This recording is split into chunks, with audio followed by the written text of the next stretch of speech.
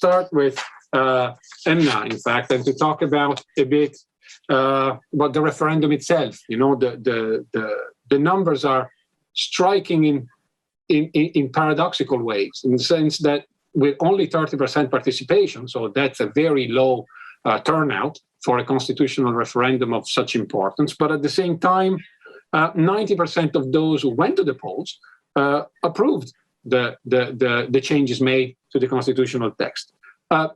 What does this tell us about the support base that the president has today in Tunisia after being in power for over a year now?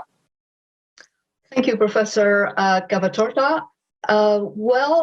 The referendum's results show indeed a paradoxical situation that reveals a complex political landscape. As you just said, we have a relatively low voter turnout of 30%, but a landslide victory for the yes vote. So around 94% voted for the president's objective to quote unquote correct the course of the revolution. So this vote, I believe, is more than a show of approval for the content of the Constitution, because as you all know, it was never discussed nor put to public debate. So most Tunisians, either out of disinterest, lack of time, or even distaste for all things political, know nothing about the new text except for some sketchy readings here and there, especially in social media. So this referendum is meant also as a vote on the person of the president, as a vote on the popularity of the president. And it clearly shows that President Sayed is still on the winning side. The number of 2.6 million Tunisians voting yes is not by any means negligible, and is highly significant given that the president himself was voted in by around 2.8 million in the runoff election of 2019. So even though President Sayed lost some of his supporters and failed on several occasions to mobilize people to take to the street and a show of support for him, the number of those voting yes remains an indicator of the popularity of the president. So he managed to keep his base in place in terms of number, though not probably in terms of the nature of the electorate. This is what I call a moving base, not the same people who voted him in 2019 necessarily voted for the new constitution, but the number is still relatively high, with him remaining as a major player in a deeply polarized country. So how do we explain this? I think that what is worth noting is that Sayed's base is attracted by a populist, divisive, inflammatory discourse that is clearly still appealing to his base, still appealing to many of the people who voted for him.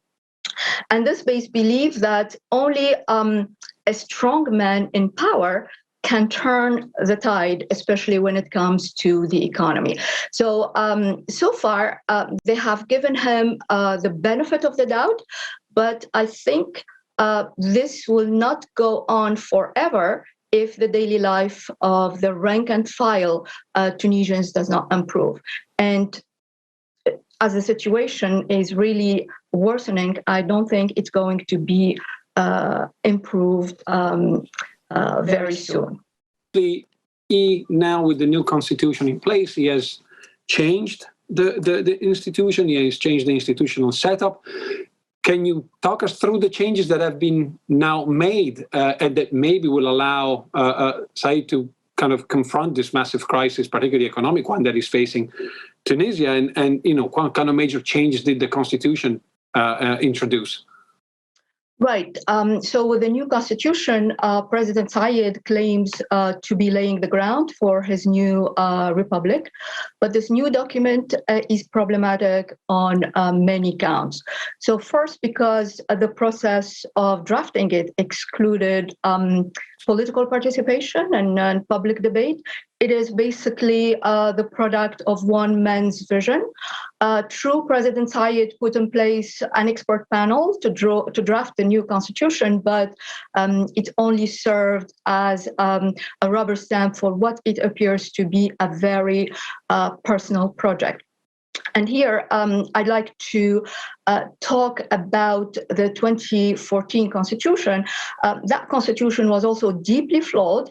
It was tailor-made and created a fractured political system that led us to a political dead end and to where we are now. Nevertheless, it was hailed by the international community as a great success because, in part, it was the result of a consensual process.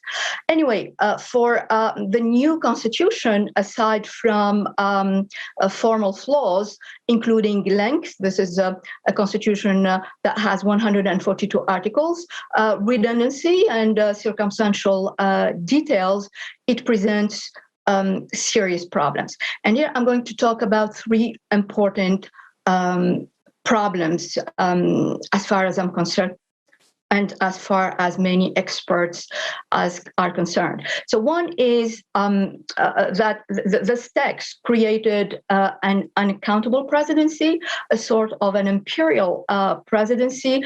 The president is technically above the law. He has lots of powers. He appoints the head of government, and the government, he proposes legislation. And while Parliament could only propose legislation for the government to consider, Parliament would need a two-thirds majority to vote down any bill proposed by the government. And for Parliament, even if it passes, if it passes a no confidence vote twice during its term, then the president can dissolve it and call for early elections. So as you can see, it is a constitution that has left Parliament without any meaningful power, and also reduced the judicial branch to a mere function. Also, what is problematic about this constitution is that it allows the president's term in office to be extended in case of imminent danger to the state. And this is this expression, imminent danger, is open to lots of interpretations. And so, in this case, we can end up once again with a president for life. So the executive in this constitution is so powerful that we cannot talk in any way about checks and balances with the other branches of the government.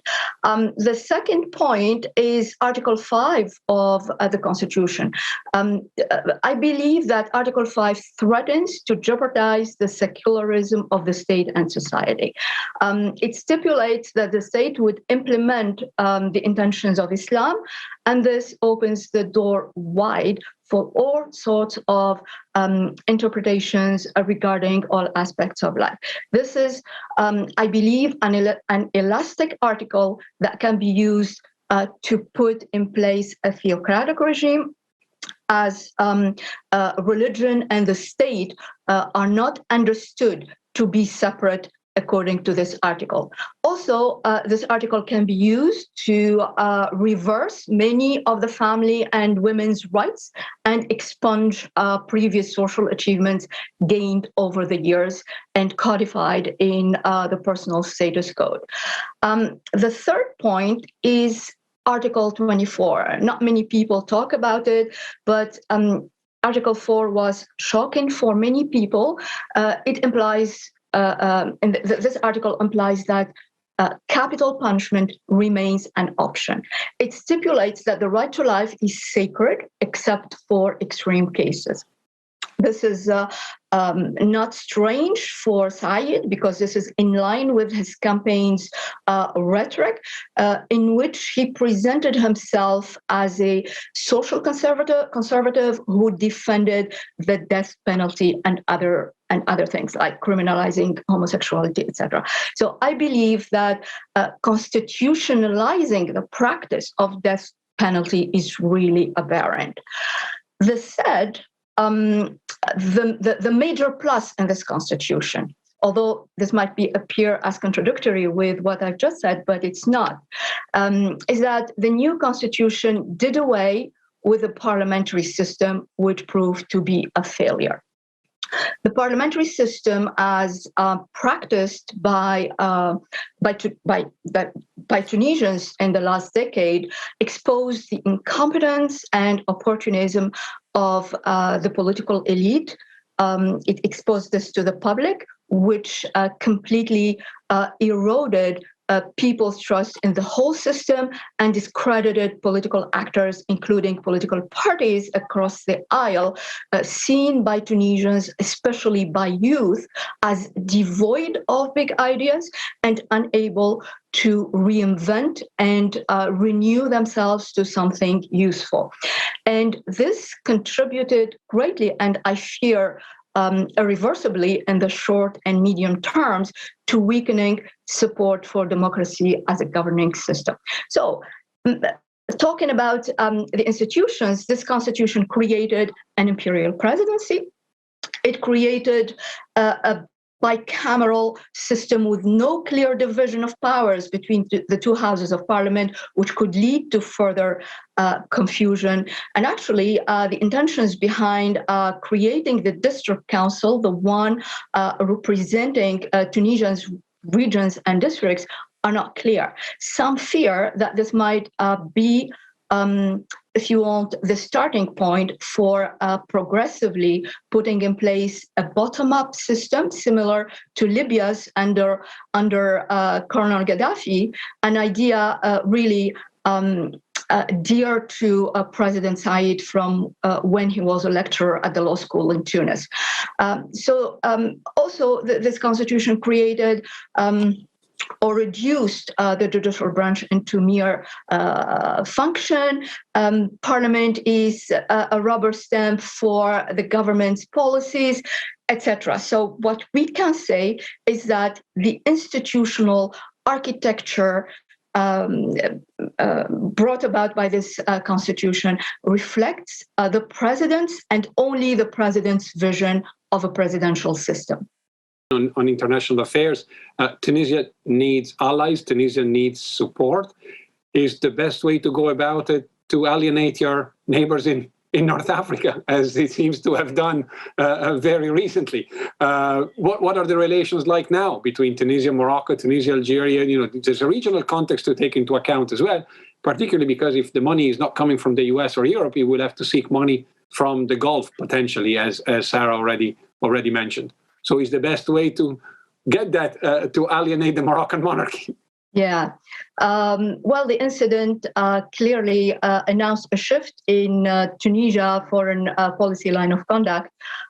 Tunisia is moving away from one of its important foreign policy principles, and that's neutrality and non-alignment. I mean, Tunisia was one of the very first members joining the non-aligned movement created during the Cold War. So neutrality in Tunisia's foreign policy is a spirit and a founding principle. And regarding Morocco and regarding the Western Sahara conflict, Tunisia has always taken the same distance from both countries, which earned it the status of credible mediator.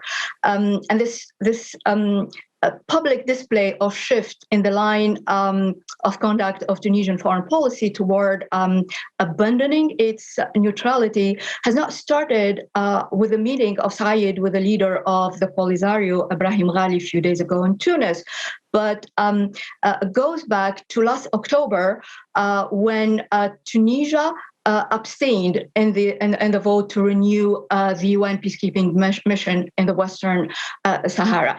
And this abstention meant siding with Algeria and Algeria's position, which considered the resolution as being tailor-made for Morocco.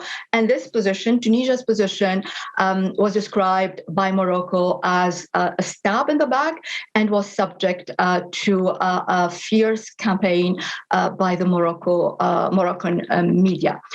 Besides, I believe that Tunisia today is caught in the middle of a restructuring process of what we can call regional mini alliances that are progressively taking shape. And at the heart of these alliances is the Morocco-Algerian conflict and the Algeria-Egyptian competition. Let me give you an example of this.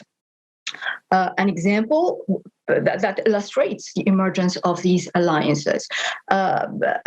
Morocco and Egypt are working to undermine the Arab League summit due to take place in Algeria next November. And this is a reaction to Algeria's declaration of its support for Ethiopia's Ennahda Dam, which is seen by Egypt as a national security threat. So we have here, on the one hand, Morocco and Egypt, and on the other hand, Algeria and Ethiopia, and Tunisia is going to be once again put before difficult choices. And it is likely that Tunisia will side once again with Algeria, and this will further impact the crisis with Morocco. Even though yesterday the Arab League Secretary General mentioned that the crisis between the two countries is contained after the meeting that took place in Cairo between the foreign ministers of Tunisia and Morocco, I think the crisis is deeper than that. I think the crisis is deeper than to be resolved in a meeting between the two foreign ministers, and is likely to affect the relationship between the two countries for some time, given, as I said, the emergence of the alliances, and also as long as Tunisia does not revert back to its policy of neutrality. And actually, the rapprochement between Tunis and Algiers has become more conspicuous with the election of Qais Said, and this is for several reasons. Algeria is seen as the big brother who can come to the rescue of Tunisia in its financial and economic crisis. Algeria has recently provided Tunisia with a loan worth of $300 million, not much, but it helps, and expressed its intention in the last few days to stand up with Tunisia in its food shortage crisis, exporting sugar, biscuit, and other basic food items. There is also a mutual appreciation between both presidents, Tebboune and Said. Not a word discrediting the president's power grab or the new constitution was uttered. Despite as I mentioned before, and as you all mentioned, despite the serious flaws tarnishing the whole process. And actually, this is the attitude of all Arab countries. Also, Tunisia has taken some distance from Morocco due in part to the Abraham Accords and the normalization of the Israeli-Moroccan relations, to which Tunisia is hostile, to which President Said personally is hostile. So generally speaking, Tunisia is breaking with its policy of neutrality and is ceasing to be a masterpiece in the efforts one day to rebuild the Arab Maghreb Union by moving closer to Algeria and alienating Morocco. So this is a position that is becoming clearer by the day, especially since the election of President Said. A few more minutes, and we have questions from the audience. And as it happens, they're kind of quite neat, because you have more or less one each. So I'm going to go ahead and ask these questions that will relay the questions that the audience has asked.